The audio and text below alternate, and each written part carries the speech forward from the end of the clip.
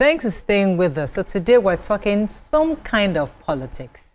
So last week, the presidential aspirant of the Labour Party, Peter Obi, and President Bola Tinubu were seen at the Vatican exchanging pleasantries and kind of hanging out together. Each other, Nigerians, all the Nigerians on social media have recently been creating animosities towards one another, while the leaders, in-laws, friends, associates, and business partners openly share camaraderie and fraternize without restraint. But their followers cannot stand it. What is this nonsense? Of course, the whole thing with the backlash and strong condemnation. What is Peter Obi doing with that man, that evil man? You know? So, because if you remember, the 2023, the build-up to 2023 the general elections is still fresh in our memories. How the election tore apart many relationships, many marriages, led to job losses, created serious bitterness and vile statements from people. Some celebrities are yet to recover due to political leanings. As we count down to 2027, do you think this trend is a creation of our own politicians, or the people created this atmosphere themselves? That's our conversation this morning. You can call us on the numbers on your screen, 020-1635-2013, 090-241-63440. You can also send us your messages on X and also on YouTube. We'll be happy to read your thoughts. So when that picture, hopefully our producers can pull up again.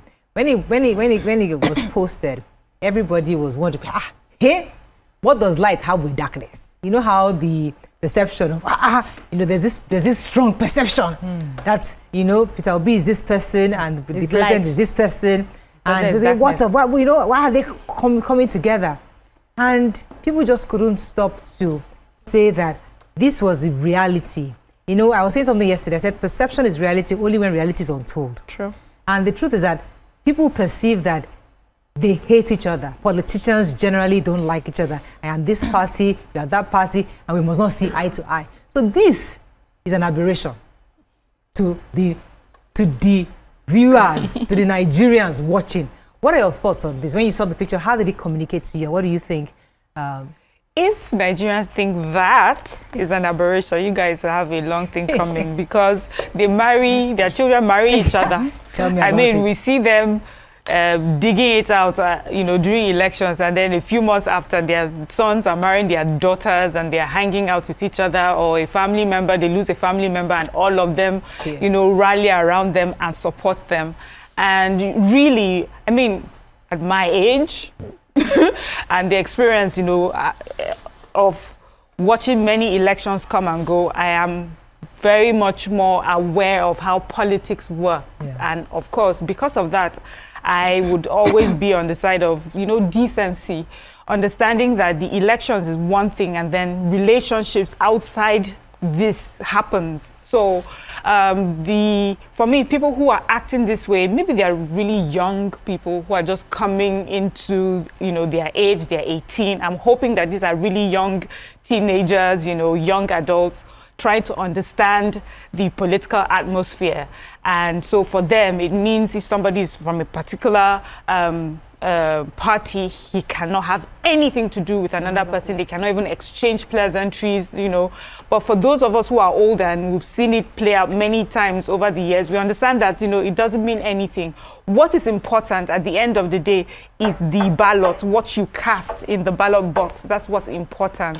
What's also important is leading up to any election, you campaign for who it is that you want, or before then you make sure that those who are running for office, you listen to them, make sure that the person that you want is the person that you go and vote for. Yeah. But beyond them, they're also human beings. They're fathers, they're friends. Some of them went to school together. True. They've been friends, some family members actually have joined opposing parties, brothers, sisters, So it's sad that we take these sort of stories and make it much bigger than it is. And for me, it's a lesson. It's a lesson going forward, because to be honest, the last election, there was just so much bad blood and bitterness. We're now even calling our friends and family members because of that. So we need to understand that there has to be a way that we can communicate our differences politically, and also remember that we're first human beings, second Nigerians, all of us, and then thirdly, whatever political party that you belong. Simple. You see your thoughts on this? Yes. So this is a natural phenomenon all over the world. People become followers, and over time they segue into becoming mobs. So from followership, I like this person, admire this person, I stand with this person's ideology, then we start fighting any other person who opposes the person that we like. We now start becoming a mob. And it's been like that when it comes to politics, when it comes to entertainment. Let's even take entertainment for instance. We have singers who, you like Wizkid, I like Davido. Those two are their Different own camps. people doing different things, and then we build opposing camps on their behalf. Wizkid and Davido did not send us to do that. We have taken it upon ourselves because we have become followers, ardent followers, and then we are now moving into becoming mobs that if you speak against my Davido, I finish you. Let's look at football. When you travel during the games, when they are playing all these their club games, and you wear a particular jersey in an area you're not supposed to wear that jersey, God help you that they don't mob you. Yes. The players are playing their game, they are making their money, they are friends after the game, but you have taken it upon yourself to be a mob on their behalf. That's human mentality. Because the typical human mind wants to be led. The typical human mind wants something to follow. The typical human mind wants something to believe in. It's not about perception, it's about this is what I want to believe in, and then we hold on to it because it gives them a sense of purpose. It happens all over the world. It's not new with Nigeria, it's not new with politics. But the problem is, we need to now begin to reorient the mob. And I don't know how we're going to do that because this has been a phenomenon from time of old. Like everybody just wants to find a vision, to find something to hold on to, especially people who are not doing so well with their own personal lives, right? Because if you look at most of the elites, they understand that this is a game. They understand that this is what we do, is business. You can be on a different camp and be, later we have dinner, we have lunch, we talk. I like your son, you like my daughter, and it moves on. The elites have gotten to that point where they understand because they have a purpose. Now, majority of the people we see on the streets who now carry the fight with the bottle on their head is because they have not found their personal purpose. So I don't know how we are going to ever change it. We may keep advocating, like we're talking on television, to understand that this is a game. We during the elections, we were in the same house. Me and my husband had opposing views on the elections. He had who he believed in. I had who I believed in. And we kept arguing and bringing our strong reasons. But do you know that there were some homes that husband and wife were not talking during the election? There were some homes that I heard stories that wives were not cooking for the husband because you decided to go and vote for somebody else. You are not in my camp, you know? And the people who are playing the game understand that it's a game. In politics, there are no permanent friends or permanent enemies. It's as the game goes on. So how are we going to tell people now that don't take it personal?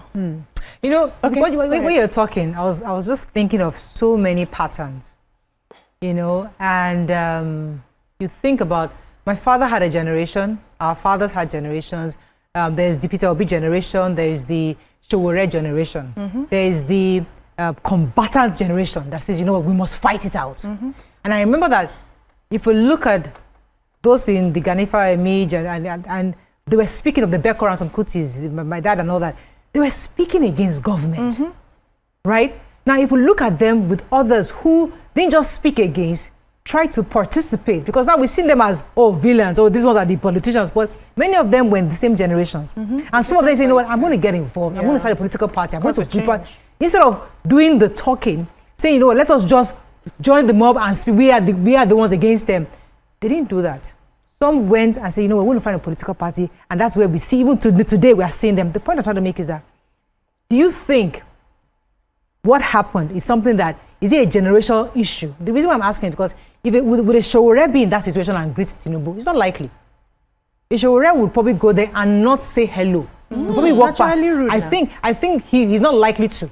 So the issue is that, is it the person of the Peter Obi he's the kind of person that he's not combatant. His own is that, let me just win the election. This I want to believe in the people. So is he a person, not a generation, sorry. Is it a personality issue? not a generation, I mean personality issue. Peter Obi's personality is different from Ishowore's personality, because I know Ishowore will probably be in that position. He's not likely to greet the president. We've seen also young people. One saw the former president, Buhari, I'm not sure, one of the musicians, just did not refuse to greet him. I can't remember when it was a female musician. Yeah. And that she did not kneel down, she did not bow. Something, she didn't greet. Just walked past him. I can't remember what it was. 10 years, just walked right past. So that was the generational part that, okay, maybe it's their own generation. But the truth is that, do you think it's just based on the personality of Peter Obi, he's like, listen, we should be on the different paths, but let me just be civil in this manner. Mike, what do you think? Because I know Showore will not do that. You see, when something happened, when I was much younger, my father was always in court. It was and in court, the lawyers were battling each other. Government lawyer against my father's lawyer. They would be fighting. Then one day, I now saw them out of court. They were almost kissing each other with love. You didn't understand it. See, no? The lawyers, right? The lawyers. Two that were against each other. Just now. Just now. Yeah. Now, in the evening, I'm meeting the two of them at an event and they are almost kissing each other. Yeah. I say, wait! So all that one is show. Yeah, they're just doing their job. In my own estimation, when the politics is their career, it's their work. Yeah. So they are fighting Themselves. in their work.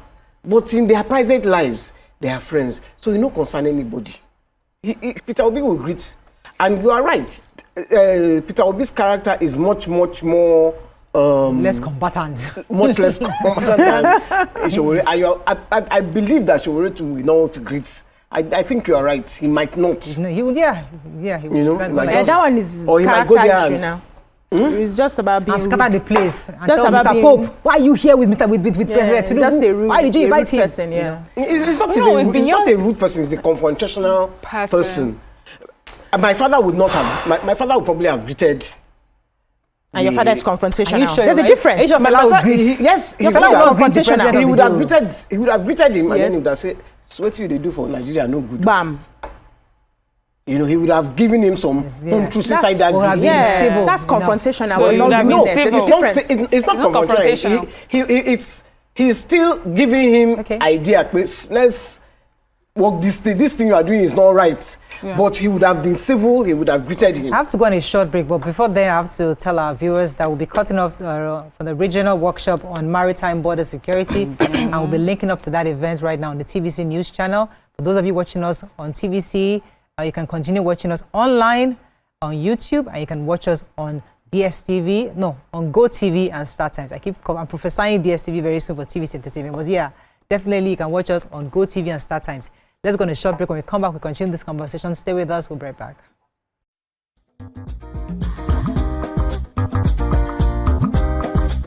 Stay tuned. Your View will be right back.